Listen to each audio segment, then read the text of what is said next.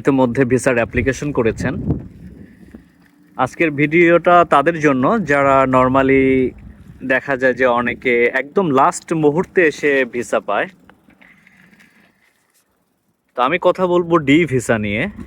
আমি যেই সমস্যাগুলো ফেস করেছিলাম বা আমার কাছে মনে হয়েছে যে এই বিষয়গুলো যদি আপনাদের জানা থাকে তাহলে আমার মনে হয় একটু হলেও উপকারে আসতে পারে, এই জন্য ভিডিওটা করা। যাই হোক, আপনারা যখন একদম শেষ মুহূর্তে যারা ভিসা পাবেন, এবার যতটুকু মনে হচ্ছে ভিসা অ্যাপ্লিকেশন যারা করেছেন ভিসার ডিসিশনটা অনেক লেট করে পাবেন, কারণ ওরা অনেক কিছু দেখতেছে। মাইগ্রেশন মার্কেট অনেকের ভিসা রিজেক্টও করতেছে। তো দেখা গেছে দিন শেষে ভিসা ডিসিশন অনেক লেট হয়ে যেতে পারে।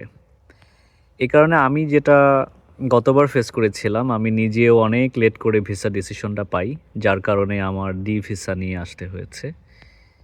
এখন ডি ভিসাটা হচ্ছে একটা ইমার্জেন্সি ভিসা। আপনার যে ইউটি কার্ডটা দেওয়া হয়ে থাকে সেটা আপনি পরে নিতে পারবেন।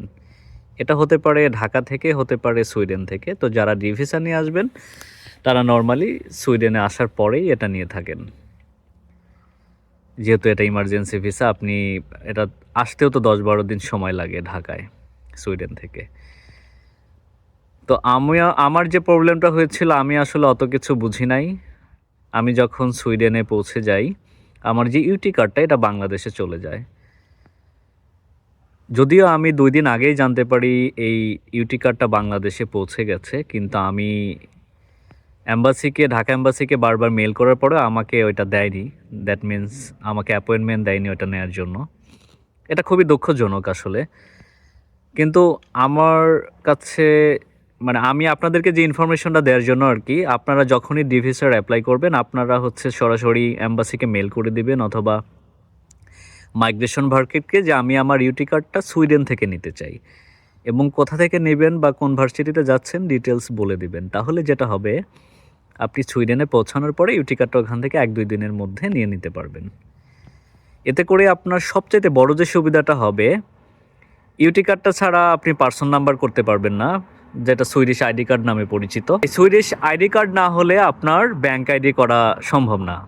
তো ব্যাংক আইডি না করতে পারলে আপনি এখানে কোনো কাজকর্ম করতে পারবেন না। দ্যাট মিন্স কোনো জবের জন্য অ্যাপ্লাই করবেন বা জবে ট্রাই করবেন, এখানে অবৈধভাবে যেহেতু কিছু করা যায় না বা কোয়াইট ইম্পসিবল, সেক্ষেত্রে ব্যাংক আইডিটা খুবই গুরুত্বপূর্ণ ভূমিকা রাখে। তো সেক্ষেত্রে আমি আপনাদেরকে বলবো যে আপনারা অবশ্যই আসার আগে মেল করে আসবেন যে আমি ডি ভিসাটা সুইডেন থেকে নিতে চাই।